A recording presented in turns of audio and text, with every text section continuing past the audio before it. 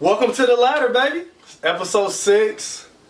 I hope you've enjoyed the other ones. If you haven't, go check them out. Remember, hit subscribe, hit thumbs up, turn your notifications on. We at it again. I got my boy here, Mr. L. Wills in the flesh. Tell him about you, man. Who he is, man. Where you from? From the dot, baby. Hey, wind up. And so we got a dope conversation for y'all today, right?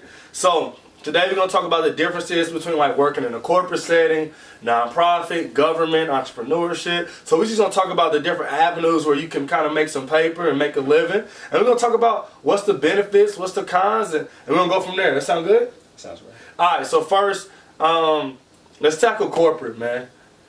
What is corporate like? So let me get my disclaimer, so you know when he do all the talking. I worked in corporate for 3 weeks. I worked for a call center. It was enterprise. I had a cubicle, and I fell asleep on the phone.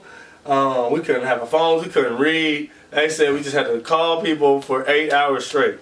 I ain't built like that. So that was my only experience. I was 19. I said, I'm never doing this ever again in my life. So I've never been back in corporate. I got out. But you got a little more experience. What's corporate like, man? Corporate life is it's the hamster wheel. Okay. To run it in place. That's my personal experience. Okay. There are some benefits to working in corporate though. Yeah. If I had to list the few benefits. Okay. Like what? A steady paycheck. Yeah, because every 2 weeks. Yeah. Corporate gonna crank it out. Every week, every 2 weeks, however you get paid. Yeah. You know, no matter what you do, you can go in and sleep in your cubicle, or you can go in and really get some work in, and you get the same check no matter what. Yeah. I mean, so that security is there. Got you. If you He fresh out, y'all. He fresh out. Yeah, I'm about to say, other than that, I can't. I don't He's know. experiencing some trauma. Yeah, that was trauma. a face of trauma right there. Trauma. One thing I did like about corporate is that like the positions are so, and this is when you get it all figured out. Once you realize what corporate is, and like a lot of what they consider like low-level employees, pretty much if you're not salaried. Yeah. So you're, I think they consider that exempt, non-exempt, whatever. Got you. You don't have to be there. Like, I'm so serious, y'all.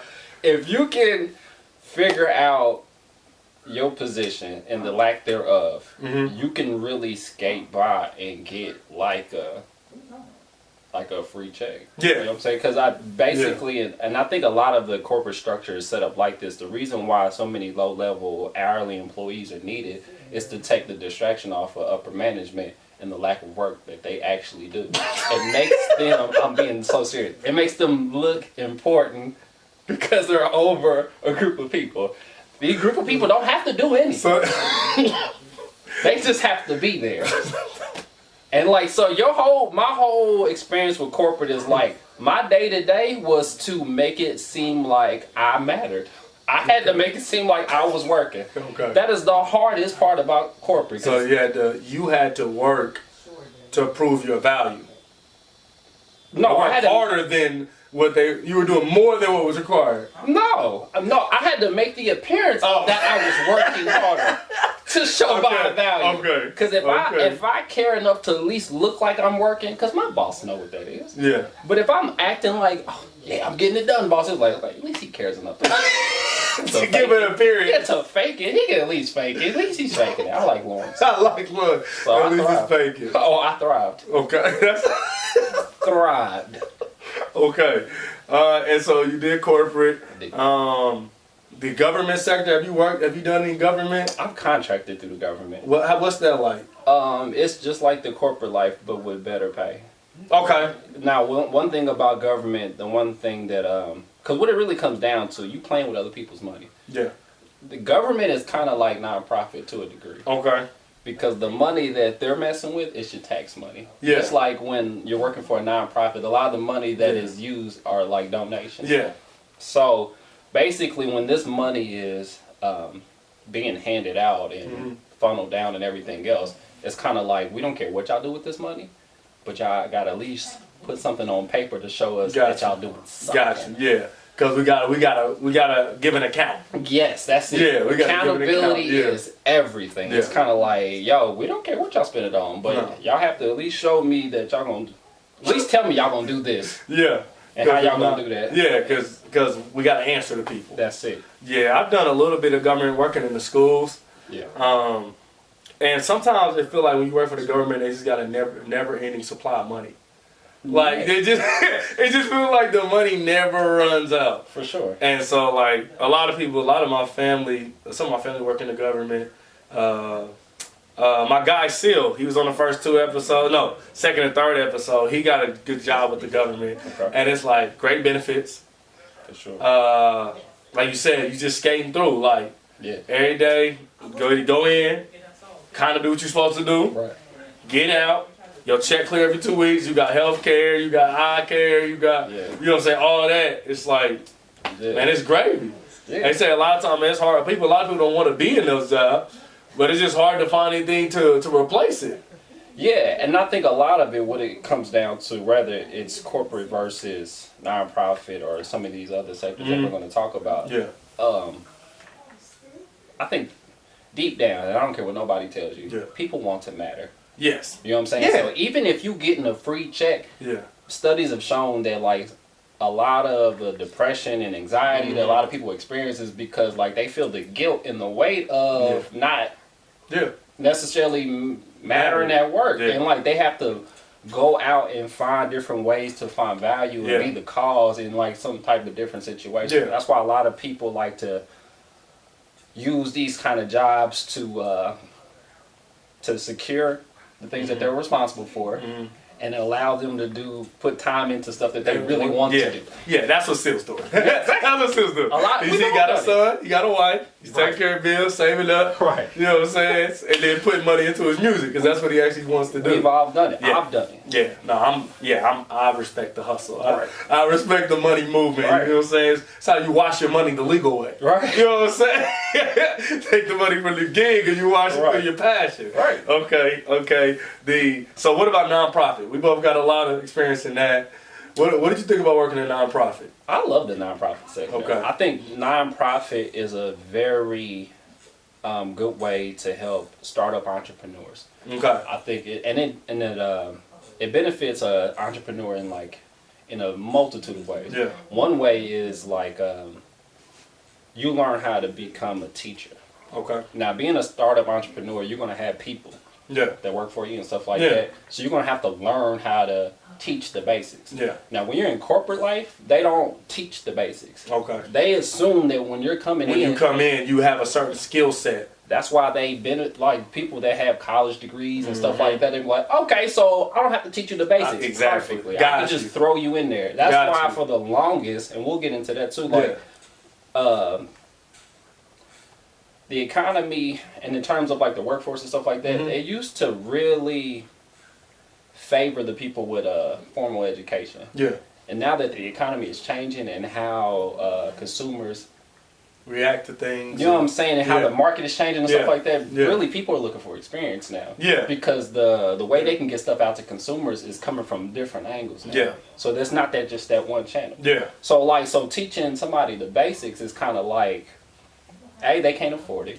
Yeah. Because like- that takes time, and time is money. You know what I'm saying? Because even when it comes to like orientation and the probationary period, like I used to love that time of job. jobs hate 2 it. weeks. Jobs hate it. I ain't gotta do nothing, and I'm about to get this first check. Yeah, so much money. Bruh. So much money goes into that though. There's been so many times like my work ethic has improved, but there's been so many times I made it through orientation and then they didn't see me again. Yeah, for sure. Like, And, like, shoot, I got paid. That'll that's- keep my wife happy for a month. it's an investment. You know what I'm saying? Like, shit, I got paid. It should be okay. But It is an investment. But getting burned like that, that's why a lot of companies had to like retool the way that they Yeah. go out and get employees. Yeah. Because they got somebody that'll come through orientation and they get that little check. I'm out. And then they out. Because I thought this was something different. But back to nonprofit stuff, they do a great job teaching the basics. So just how you got over on some of those jobs, you would hate for somebody to come in and do that to you. Yeah. So the reason why I love nonprofit, one of the reasons why, is because it taught me how to like do the basics, because when it comes to volunteers and the old all the employees that come and go, you are constantly having to teach new people the basics. So that's one thing I do love. Another thing that I love about it is that like they teach you how to sell. Yeah. When you're a nonprofit, like the last thing you want to talk about, I mean the last thing people do talk about in the nonprofit sector is about like their bottom line. Yeah. All they talk about is their cause. Yeah. You know what I'm saying? Their crusade. It's constantly on their, you know what I'm saying? On the tip of their tongue about your elevator speech. Right. What I'm doing and like why we doing it. Like a lot of entrepreneurs don't like to talk about that kind of stuff. Like they're too busy worrying about their bottom line instead of telling people about like what they're doing. Yeah. You know what I'm saying? Like getting people engaged and involved in what you're doing. Because even if you're like doing photography or painting or whatever these small startups are, like you'll get more business the more you talk about your business. If you're just constantly chasing dollars, that's all we're going to see is you chasing dollars. Instead of telling people, hey, I paint. Hey, I take pictures. Like, then the money comes. Yeah. You know what I'm saying? So that's one. It's true. That's another thing I liked about nonprofit. Another thing I liked about nonprofit is that, like, you get used to hearing no. Yeah. Yeah. They get told no. It don't matter. It doesn't matter if it's a ministry, a church. All these nonprofits, they constantly hear no from people. Yeah. You know what I'm saying? To the point where, like, you become numb to it. Yeah, it's like, all right, somebody gonna tell me yes. I don't need everybody to say yes. I just need somebody. I just need that one. Yeah. And just like when if you're an entrepreneur and you're starting, you're getting out there on your own, you're gonna hear no a lot. Yeah. And if everything you're doing is for money, to hear no is the last thing you want to hear. It can kill them dreams quick. I'm telling you, it's a great test to see if you really want to do this. But like, it made me tough in that regard too. I love nonprofit though. Yeah, I think like you kind of hit on my favorite thing about working in a nonprofit, and that's like nonprofits are built around niche, right? Like nonprofits are built around who, you know what I'm saying, not the what. And I love that because like for me working in corporate, so I did work retail. I worked at Nike. I remember working at Nike, and Nike was a cool job. Like it was cool, bro. Like I mean, I love the discount. Discount was sweet. I bet it was. Discount was sweet, and you could stack it. So like, there was running a sale, you could stack. It was sweet. I bought everybody school shoes when I only worked there for three months. But so I was at Nike, and I remember like being on the floor. I remember the day I was like, I'm probably gonna quit this job. I was on the floor. I worked like a 7-hour shift. I was working a 9-hour shift. It was like 7 hours into my shift, and they came on our mic. We used to have to wear headsets like we worked for the Secret Services. And they came in our headset. It was like, you guys are doing amazing today. We've made $445,000. You are great. And I did my math. I'm really good at math. And I was like, I made $36 today. And you made $445,000. I said, yeah. That's it for me, dog. I can't do the corporate thing. I can't do it because y'all making money hand over fist, and y'all not treating people right. And what y'all do, I'm not really sold on it. Like, athletic clothes is cool. Like, I like shoes. Okay. But like, they don't change lives. You know what I'm saying? But like in the nonprofit sector, for me, is like working, doing what we do, like doing what I was doing in ministry full time, like working with school, like we changing lives, like we helping people. And so at the end of the day, I'm not worried about how much money I'm getting paid. Okay. Because you're not worried about how much money you're making. Like that's not what you're doing this for. Like yes, you want to end up in the black because you're running a business, right? But at the end of the day, the reason that you're a nonprofit, the reason that you're doing what you're doing is because of who you are matters and who people are matters. And that's kind of what draws me to nonprofit. Like that's what makes me love nonprofits and made my experience in the nonprofit really well. It made it go really well because, like you said, you have to learn a lot of stuff. You do. Like I came to a nonprofit, and I was just a pretty face, you know. Like that was what I was hired for. And so I was a pretty face. I ain't gonna lie. I know who I am. Okay. I know who I am. But shoot, man, I left. I'm an electrician, a carpenter. I can do a drywall. I can paint. I'm a professional mover, professional demolition guy. Oh, you did that demo. I'm a great demo guy. You know what I'm saying?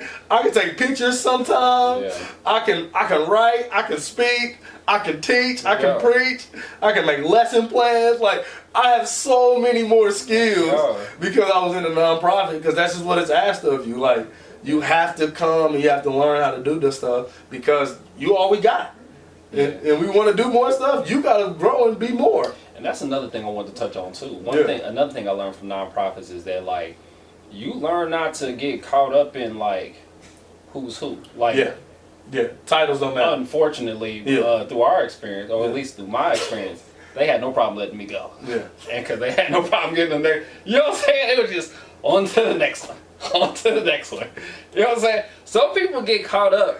Like, if you're an entrepreneur and you got people working with you, working for you and stuff like that, you can get, it's real easy to get caught up in ego and, like, be jaded by the person who leaves you. Yeah. Or moves on to the next thing. That's true, because you take it personal. Yeah. Because it's your baby and it's just a bunch of stuff that goes in with it. Yeah, but in nonprofit world, nah. It's like, man, whatever you're not willing to do or won't do, somebody will. This person will.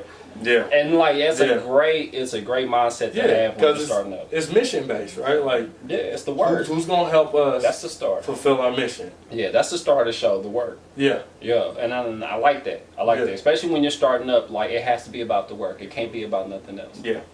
So and in terms of that, like that, I've worked for myself before going into nonprofit, but this time out now that I'm getting back into working for myself, like I have a whole different mindset. Yeah. And I'm tackling things in like a whole new way. So let's talk about that. Entrepreneurship. That's what I love. Right. You know what I'm saying? I love entrepreneurship. I love the ideal of entrepreneurship. I love the concept of being able to create something. Just because I feel like in creating we are closest to the image of God as the ultimate creator. Okay. I feel like when we create, we capture that semblance. And I love nobody telling me what to do. You know what I'm saying? I'm my oldest child. I like to give directions. I don't like to get them. But you know what I'm saying? What is it like being an entrepreneur, man? To me, it's the ultimate form of freedom. Okay. That a man can have, that a person can have, especially people that look like you and I. Yeah. Because honestly, because I'm black. Right. Honestly, the corporate structure and things like that, like even though it's a free check, like I mentioned with the corporate structure, there is a ceiling. Yeah. And your title, your title determines your pay scale, right? Yeah. Like your title. If you are a entry-level employee, no matter how amazing you are at being an entry-level employee, you're gonna make 35. Exactly. And just like your homie next to you, who sleep half the time and is late every day. Yeah, and that's the thing about it. Like, there's always a ceiling. Yeah. No matter if you move up to upper management. Yeah, if you upper management, you're gonna make 70. Even a lot of people don't know the CEOs of the company that they work for. They have a board. Yep. They have somebody they have to answer to too. So it's like one of those things, and that's cool for some people. Yeah, it very much is. Yeah, I have nothing against people that work in corporate, government, nonprofit, none of those sectors. Right. As an entrepreneur, we need people like that. For sure. Yeah, like I need somebody. I need some people here. I need some people to sell to. I need some people to come join me who just want to work. Yeah, I know some people that. Well, actually, I do know some people. I don't hang out with those people, but I do know some people. And the way we describe it, like me and some people that I run with, we call them like everybody can't be a Indian. Like everybody can't be a chief. Yeah. Yeah. You know what I'm saying? Like you need some people under you. Yeah. Like so, I can't. Even though like I love talking about entrepreneurship, you can't talk about it with everybody. Yeah. And it's not for the simple fact that they don't get it or anything like that. It's just ain't for everybody. And that's one thing I've learned. Okay. You know what I'm saying? Yeah, and I had to learn that too. Because I'm like, everybody start a business. Everybody do whatever they want. And I realized, but if we all got businesses, who gonna work for us? Who gonna sell to who? Who gonna sell? We just be giving money back and forth. It starts over. I give you $20, you give me $20. Yo. Oh. Nah, I'm at zero. Even then though, like the one thing I love about this kind of stuff though, like I would love for everyone to try to start a business. Yeah. At least once. At least try it. You know what I'm saying? We have a side hustle. Oh yeah, because you'll find out real quick if you're cut out for it. Yeah. And that's like a whole nother rabbit hole we could go down, but like it will test you. It will test you. And I think like before you get out there and you do all those kind of things, you got to really A, know who you are. Yeah. B, know where you're going. And have an open mind on how you're gonna get there. Yeah. Cause I'm goal oriented. I'm all about the destination. How I get there is how I get there. I fully lean on God, and we gonna get there. Yeah, that's up to Jesus. Yeah, like yo, however you want to get me there. That's how. If I got to walk, we gonna walk. If you want me to run, I'll run. Yeah. If you got a train for me, I'll hop on that too. Yeah. But everybody's journey is gonna be a little different. Yeah. You know what I'm saying? And people get so caught up in the journey itself, and they get clouded by where they're going. Yeah. Some people just start the journey without knowing where they're going, which I don't think is smart either. Yeah, because if you don't know where you're going, how you gonna get there? How do you know you're going backwards? Yeah, how do you know? Yeah, you can't. Yeah, you gotta know where you're going. It's called hustling back. A lot of us are out here hustling backwards. That's scary. But yeah, no, like you said about like entrepreneurship, I think a lot of people think it's easy to start their own business or like run your own business because, like you said, the freedom. People are like, oh, I can get up when I want. I can, but honestly, you gotta get up earlier. Yo. You know what I'm saying? You gotta stay up later. Yo. Like I was up early this morning, trying to finish my book, send it off, got it back, and I got some stuff I still gotta do. And I was like, man, I don't really feel like doing this stuff. But then I said, if you don't do it, who gonna do it? There's no one there. There's no one else. There's no other second. It if I don't get it done, it's just sitting. Like it's just not gonna get done. Yeah. And so it's like, all right, I guess I gotta do it by default. I gotta do it. And that's another thing too. To touch back on the freedom part, freedom look different for everybody, man. You know what I'm saying? Like financial freedom's a lot different from your time and stuff like that, and your ability to make choices on a day in day out basis to pick your schedule. Like there's different forms of freedom, and a lot of people don't know where they want their freedom to come from. There's a lot of stuff that you have to have like planned out before you step out there. Yeah. A lot of people they want financial freedom, so that's why they're going to. A lot of people's currency is their time, so they want to be able to free up their time a little more. Like me personally, my time is my currency. Yeah. And that's I 100% agree with that. Yo, because like that's what we trade for in these corporate structures. They're not buying your skill set. Not buying your time. They're lying to you. Yeah, like because they'll train anybody. That's why a lot of jobs they'll say like, we'll train the right person. You know why they're willing to train the right person? You know who the right person is? The person is like, if you have, when it comes to time and that's the disposable income from you, like, oh, give us all of that. Because we'll take all of that. Because that's what we need. Because we got money. Yeah. What's money? Yeah. Well, we need time. Because there's a bunch of stuff, like you said, there's going to be stuff that needs to get done that I don't want to do. So instead of going like, oh, okay, how much is your time worth? Yeah. $15 an hour, $17 an hour. Okay. Run it. We can pay that. Yo. We can pay that. Yo, like I hate cooking. Do not do the cooking thing. The moment, the second I can afford to cook, I'm getting me a cook. What you need? I feel that. If it's a few grand a year, take it. Yeah. Hey, you can live in my house. And house and provide. I won't give you a car. I just need you here when it's time to eat. That's it, dog. You can pre-cook my meals and leave. You can go wherever you want to go. I don't care. Just make sure I have food. Take my child with you. It's a luxury I need, man. But like I said, because like my time is my currency, and I want to spend it on the things I want to spend it on. Yeah. So when you get to these points where you just have to, that's my biggest thing, dog. Woo. I don't want to have to do anything. Woo. That's like a cuss word to me. Man, the only thing I want to have to do is praise God and be black. Man, be black and praise you. That's it. That was a tipping point for me and Nike. I came back. Hey man, we gotta talk about this Nike, man. I'm gonna tell you, man. I'm trying to explain y'all, man. I came back from my anniversary trip. Me and my wife went on an anniversary trip to Denver, Colorado. I came back on a Thursday night. I drove 10 hours. They scheduled me for Friday morning at 6 o'clock. First of all, the store don't open till 10. Right. So I'm already upset. Like, why would you schedule me for that time? So then I had called somebody. No, I woke up. And I looked at my wife and I was like, I ain't going today. And you know, for me, like, that ain't no big deal. Like, I'll go tomorrow. Okay. I'm on the schedule for tomorrow. I'll go tomorrow. I can't do today. I just got on vacation, drove. I'm tired. So I called my manager. I'm like, yeah, I'm not gonna be able to make it today. And she was like, what you mean? You on the schedule? If I went on the schedule, why am I gonna call you? Like, obviously I know I'm on the schedule. If I weren't on schedule, I just wouldn't come. It would be a problem. I'm on the schedule. So I called, I said, yes, I'm aware that I'm on the schedule. I'm tired. I'm not going to be able to make it in today. And she was like, well, if you don't come today, so no call, no, that's we're going to have to write it as a no call, no show. I said, well, that's dumb because I'm talking to you. I'm called. Whatever. I'm not coming, so I don't care. Well, if you don't come, then you're going to be fired. Okay. No, you don't understand. You have to come. That's it. All right. I'm not coming today, tomorrow, next day. Like, you ain't got to worry about it. Well, if you quit like this, you can never work at Nike again. Okay. I don't, like, why are you threatening me? This is not working. I'm going back to sleep. Goodbye.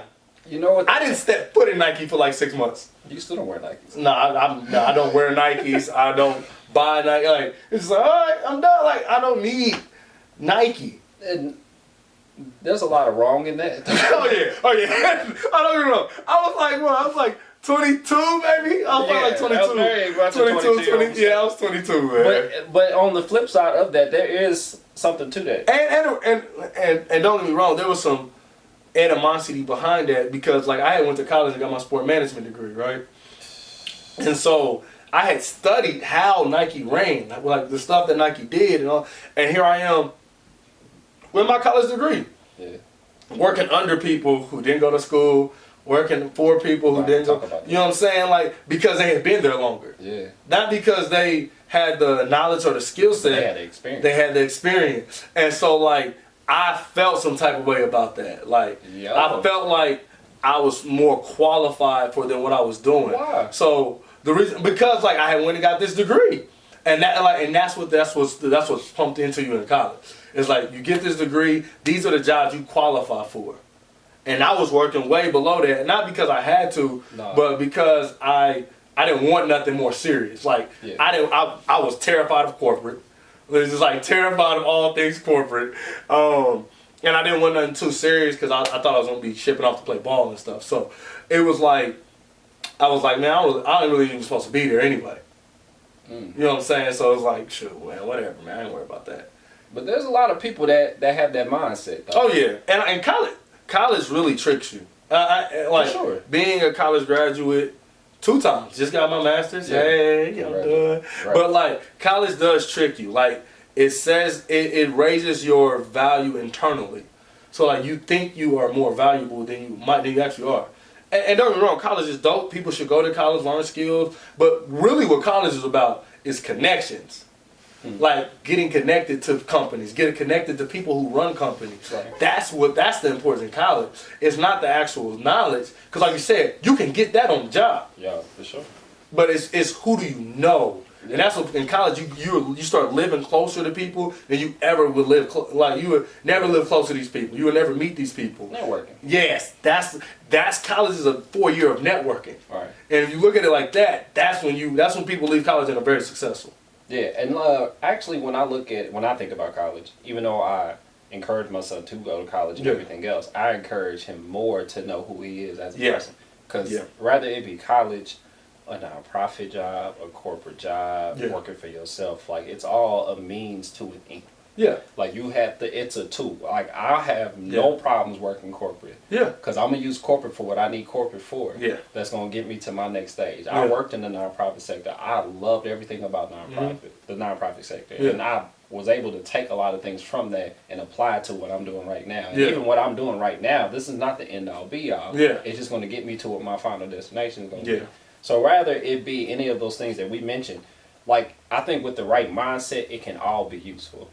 Yeah. So I think like the reason why people get so burnt out about college and their whole experience is because I think they go into it thinking something, like you said, they get sold that dream of it being something when all in all, it's just a tool. It's just a tool. And the tool only works if you know how to work it. And you got to apply it to the right thing. So if you go in there, you know, just lost, dazed, and confused, don't matter what tool I hand you, like if you don't know what you're working on, it ain't gonna work for you. It's true. I think it's all true. And it's very true. And same thing about like corporate and everything else. Because I've seen people totally use corporate to their advantage and live good lives and make the kind of money that I wish I could make running my own company. Yeah. So, but I think it has a lot to do with the fact that like they have a goal in mind, a destination in mind, and corporate fit that. Corporate's that. Yeah, and nonprofit can fit that. Yeah. For sure, entrepreneurship can fit that. Yeah. And I really think it comes down to that person and where they want to go. That's good. Because I would, if I thought for 1 second that corporate life, I can finesse corporate life to where I want to go. Oh, I'm going back to work. Oh, yes. Give me the PTO. Yes. Yeah. Vacation time, Yeah, my 401k. sick days. Hey, come on, man. Health insurance. I want all the dumb Monday meetings. I just looked at my wife today and was like, we need health insurance. Yo, I'm telling you, when we go back to doing the benefits of corporate, they have you set up like just how college not tricks you, but they sell you a dream on like, hey, you're gonna make this kind of money, you're gonna work, you're gonna live this kind of life. Corporate does the same thing. Like, you'll never have to worry about going to the doctor again. And having to pay for it. Like, you don't have to worry about where your next dollar's coming from, because I'm gonna drop it in your bank account. Yo, in 2 weeks. You don't worry about what you gonna do today, because Negro, I got there too. I have a schedule. I know. I'm gonna tell you when to pee. I'm gonna tell you when to go home. I'm gonna tell you when you need to be here. I'm gonna tell you when you need to miss your anniversary or your kid's recital or something like that. My homie that works insurance said the insurance is really like that. He was like, nobody that works in insurance wants to work in insurance. I'm telling you. But what happens is they keep giving you raises and bonuses and PTO and vacation. You know what it is? And eventually you look up and you 25 years in. They just keep dangling that little carrot, man. And it was like your family taken care of and your kids is growing up and you putting money in college and it's like, dang, where did 20 years go? Exactly. So let me ask you this though. Talk to me. You're a young person and you're trying to figure out, not even a young person. Let's say you're in a situation where you do have responsibilities. Unfortunately, I have a wife. Exactly. And she requires housing, food, clothes, and everything else. Love, internet. Do not forget that. Gas in her car. So many responsibilities. So much stuff, right? There's so many things. So, like, knowing that you have that you have to take care of, right? How do you, and you don't want to do corporate.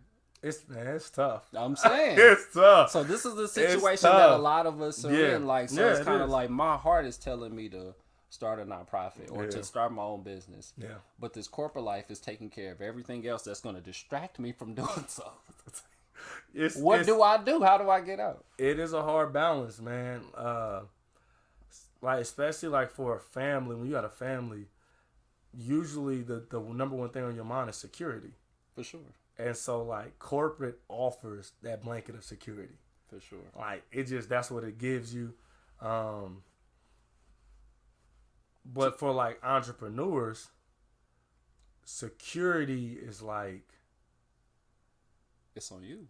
It's like a poison. You know what I'm saying? What you mean? Like, for entrepreneurs, like, security is a poison. Where it's like... So example. Blockbuster. All right. Right? If you don't know what Blockbuster is, you're too young to be watching my podcast. Yeah, turn that So Blockbuster, they had a chance to buy Netflix. Right. And they turned it down. Yeah. Because they were secure. You think that's what it was? Yeah, they were securing their market share. It's like, hey, we don't need no streaming service. Like, people come... So it was crazy, the number. So what they were going to buy Netflix for was what they made in one day. Yeah, for sure. One day of sales at Blockbuster. Netflix was on sale for that. And Blockbuster was secure and was like, nah, we cool, we'll pass. Yeah. I think it was just Blockbuster, I think their fatal mistake was the fact, like you said, there was some security in the fact that we are Blockbuster. Yeah, we Blockbuster. I feel that. We got 30,000 stores. Yeah. You know what I'm saying? We moving DVDs like Yayo and them move crack. Oh, yo. And I think that's what it was. And I think, and as an entrepreneur, that's one of the biggest mistakes you can ever make. Yeah. Because Blockbuster put themselves in a situation where they felt like they couldn't catch a brick. My biggest fear, not biggest fear, I had to get over that. But as an entrepreneur, you will catch a brick. It's just bound to happen. You pray to God that it comes in the beginning. Because it's a little easier to get back up for air when you ain't got much to but like they caught a brick at the at the worst time that you could catch a brick. And I think in corporate and everything else, like you said, they put that security blanket over you because you caught a brick. Mm-hmm. But we gonna soften the blow for you. Yeah. We're gonna drown you slowly. Yeah. Okay, like. Yeah. But all in all, and I don't mean to say it like that because again, in the same breath, people live and function very well. They do in the corporate structure if you do it right. Yeah, they do. But in terms of an entrepreneur, like that's catching a brick. Yeah, because like when you have maximum security. Yeah. It's impossible to be hungry. Like I think that's a lie. Man, you have to manufacture it. It's not manufactured. I think it's more so it's a hunger, but it's a hunger to a point where like how can I put it? Like I want to do something. Like I want to go out on my own. Mm-hmm. And I'm hungry to go out on my own. I sit and I daydream about it. When they do give me my 15-minute breaks, that's all I spend my 15-minute breaks on. Yeah, you know what I'm saying. Yeah. But like you said, like it's just so good over. No, so that's my point. That's my point. It's like if I'm an entrepreneur, what hinders my entrepreneurship is complacency. Yeah, being complacent. Yeah, if I become complacent. That's life though. And that but the difference is though if I'm in a corporate structure, a nonprofit, or even a government like job, right? I can become complacent and still maintain my job, right? Okay. Like I can become complacent, like this is it. All right, man, I can do this. Well, like, but then again, like you end up like Blockbuster doing that though, and that's the thing about. But my thing is, it's not. It wasn't the people it wasn't the employees' complacency that killed Blockbuster. It was the entrepreneurs up top complacency that killed Blockbuster. Well, that's what I was talking about. I wasn't talking about the employees. The employees don't play a role. That's my point. It's like for an entrepreneur, security can kill you because it makes you miss the opportunity to evolve and to grow and to change. And that's what entrepreneurship is about. Yeah. Can you grow? Can you change? Can you evolve? Yeah, because even like Apple, first $1 billion liquid, Nike right? Too. Huh? Nike too. Nike does a great job. But Nike does a great job. And I hate Apple too, but I respect game. One thing that Apple did that I really respect about them is they did not create the first tablet. Right. They let everybody else do tablets. For sure. They said, y'all can have that. We ain't doing no tablets. We got one phone. It's a box. People like it. We sell it. And then they saw that people like tablets. So, we'll make one of those. Not only will we make one of those, we'll make the best one. Here. Yeah. And so, but what they could have said was, nah, y'all can have tablets. We ain't going to do tablets. I don't think they'll be around. But they did not limit themselves. For sure. And they made it possible to grow. And as an entrepreneur, that's what you got to do. Yeah. You can't be afraid to be innovative. Can't be afraid to be. Yes. Yeah. Yes. Yes. And I think even so, if you treat yourself like a business, this is why I feel like corporate structure and things that kind of mirror that can hinder a person's growth as well, because it does not allow room for innovation. No, because this is what you're supposed to do. Exactly. Do this. But again, though, for some people that's cool. It can work, but it can work in your favor though, because I've seen people finesse and reinvent themselves and just move up in the corporate ladder though. Yeah. But again, with the corporate ladder, there is a ceiling. Yeah. Now, don't get me wrong. Somebody's ceiling looks. They look all right. It's all right. Like, I'll take that ceiling if you gave it to me right now. Get tired of slinging these DVDs. I want that ceiling. Yeah. Get tired of pushing these. What was it? Soap plane? It's soap. Get tired of pushing soap plane DVDs. I want that ceiling. Bruh. But then again, like. That's good. That's real. Yeah, but like, again, I think when you're chasing those kind of things, though, you're going to be chasing it forever, because, like, what makes you happy today, what makes you all right today is not going to make you all right tomorrow. And that's one thing about corporate. Whatever makes you happy today, you better pray that it's going to make you happy down the road, because it's going to be the same thing. If you choose that ceiling. Yeah. No, it's real. Yeah. I want to get, I mean, this has been dope. It's been really good. As you're dream chasing, as you're building this multi-gazillionaire company, amen. In the name of Jesus, what's one thing, you know what I'm saying, that is at the forefront of your mind as you wake up every day? What are you thinking about as you chase your dreams, man? Where I'm gonna end up. Okay. And what you mean, like your destination? Yeah. So what you got that written down? Yeah, actually, and not only is it written down, it was given to me. God put it on me. Okay. To like, cause you know how people ask you that question, like if you had all the money in the world, all the time in the world, what would you be doing? Yeah. That answer for me is the one thing God told me to do. Okay. So when I'm able to get to that and fully walk and function in that, yeah, even though my day would be as crazy as I am, it is now. Yeah. It will be like hectic and everything else. But if I'm doing that one thing, yeah, I know that I'm there. Okay, that's dope, man. Yeah. I like it. I appreciate it. I would say follow him on socials, but he's a CIA agent, so he doesn't have any social media accounts. And he's like 600 years old. But you know what we about. If you love it, hit subscribe. If you like it, hit thumbs up.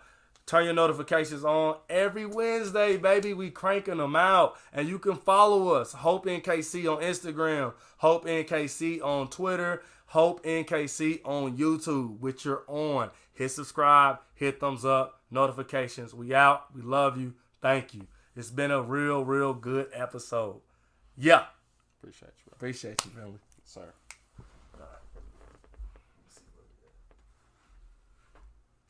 Oh, Jesus. We can shoot it again.